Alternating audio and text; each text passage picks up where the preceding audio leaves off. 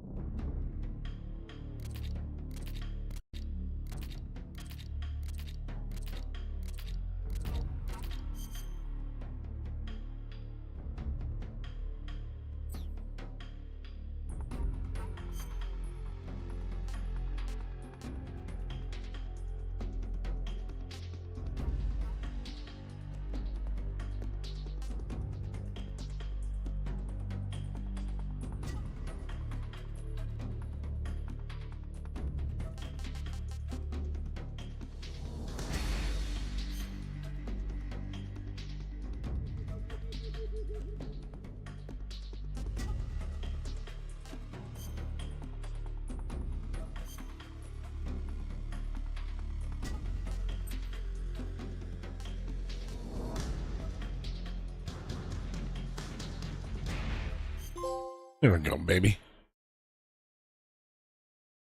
After the end of World War II, the world was split into two, East and West. This marked the beginning of the era called the Cold War.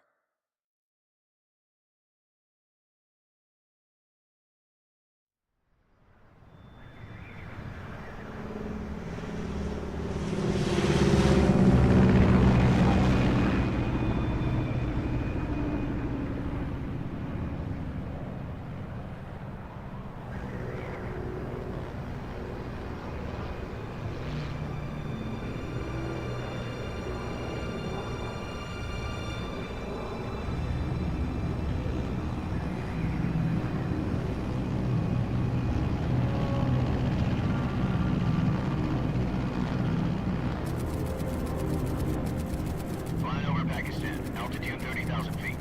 Approaching Soviet airspace. 20 minutes to drop off. Commencing internal depressurization. Equipment check. Arm main parachute. All right. You ready to go? Drop zone still showing a high pressure mass. Cav okay. Good. We've got high visibility.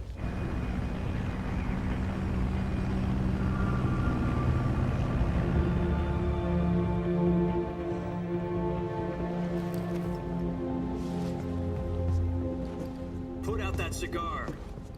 Connecting oxygen hose to interior connector. Put on your mask.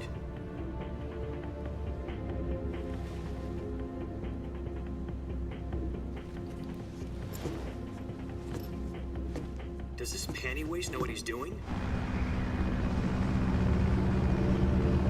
Approaching release point. 10 minutes to drop off. Hey, are you deaf? He said put out the cigar and put on your mask. With that verse or cars?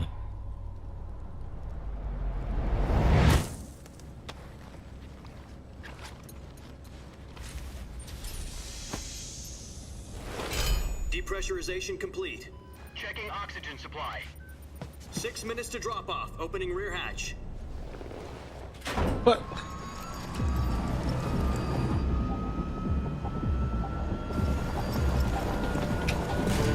Sunrise.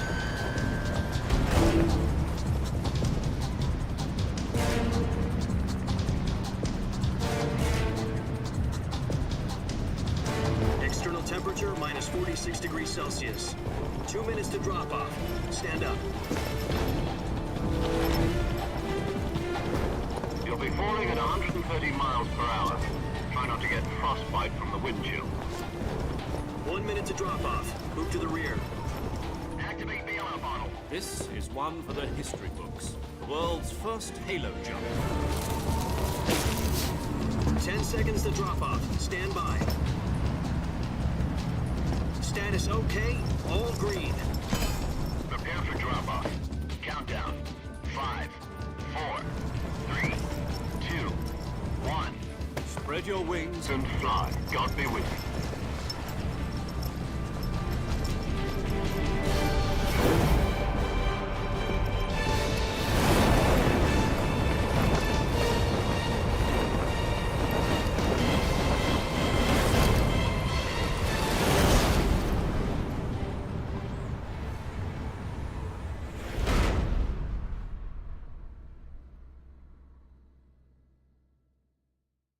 Jack, I've got some important news.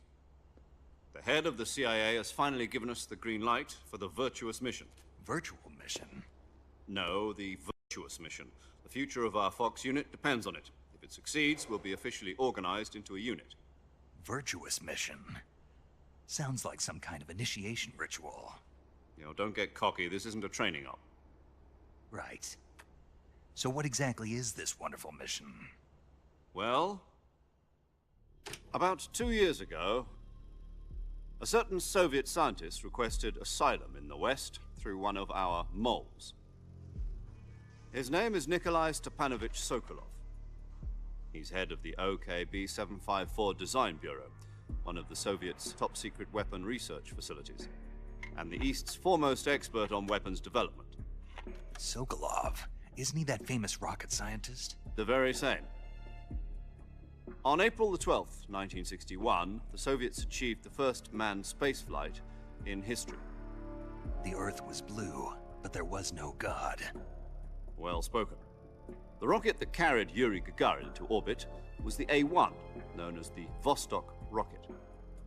Sokolov is said to be the man most responsible for the multi-engine cluster used in that rocket. After Gagarin's flight, Sokolov left rocket development to become the head of the newly established Design Bureau. From a lowly technician to head of a design bureau, that's quite a success story, so why do you want to defect? It seems he'd become afraid of his own creations. Afraid? Call it a crisis of conscience. And for that, he left his country and his family behind and went over the fence? Not exactly. One of his conditions was that his family was also to be taken safely to the west. We used a mole to get the family out first, and succeeded in sneaking Sokolov over the Berlin Wall shortly afterwards. I was the one who conducted the operation. The security on the eastern side was still full of holes back then. Then what? We got Sokolov over in one piece, but the whole ordeal had left him exhausted, and we checked him into a hospital in West Berlin. It took him 2 weeks and more than 600 miles to get from the research facility in the Soviet Union to Berlin. He was in no condition to say anything coherent. And it was only a week later that we had something much bigger on our hands. The Cuban Missile Crisis. October the 16th, 1962, President Kennedy received word that the Soviets were in the process of deploying intermediate-range ballistic missiles in Cuba. The President demanded that the Soviets dismantle and remove the missiles. At the same time, he announced a naval blockade to prevent further missile shipments from reaching Cuba. But the Soviets didn't back down, instead placing their armed forces on secondary alert. Soviet transport ships carrying missiles continued on course towards Cuba. US and Soviet forces went on alert for an all-out nuclear war. Frantic negotiations were conducted through the UN's Emergency Security Council and unofficial channels to end the hair-trigger standoff. Finally, on October the 28th, the Soviet Union agreed to remove its missiles from Cuba, and so the world avoided a nuclear holocaust. But in order to get the Soviets to pull their missiles out, we had to make a deal. You mean the one where the US agreed to remove its IRBMs from Turkey? No. The Jupiter IRBMs deployed in Turkey were obsolete, and we were going to get rid of them anyway. They had no strategic value whatsoever to either the US or the Russians. The Turkey deal was a ruse, a cover story that was fed to the other intelligence agencies around the world. So what did the Russians really want? Sokolov. They wanted us to return Sokolov. You mean the Soviets pulled out of Cuba just to get their hands on Sokolov? That's right. What the hell was he working on? At the time, we had no idea. We were running out of time. It was either give up Sokolov or risk full-scale nuclear war. In the end, we had no choice. President Kennedy gave in to Khrushchev's demand. The next day, I got Sokolov out of the hospital, handing him over to agents on the eastern side. Sokolov kept on screaming, "Save me," until he disappeared from my sight. Then, a month ago, we received some new information from one of our moles. About Sokolov? Yes. He was taken back to the research facility and forced to continue working on the weapon in question under KGB supervision. What's more, it's on the verge of completion. So what kind of weapon is it? Something to do with space rockets?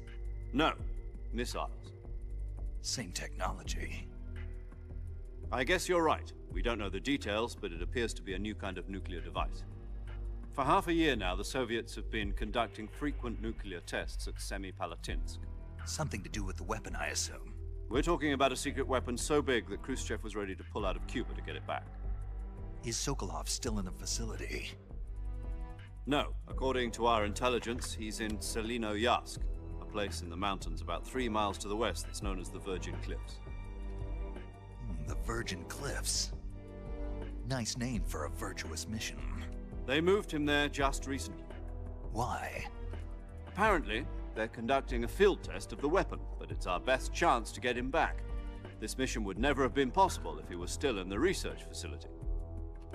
This is our last chance. Sokolov must have known that too when he contacted us.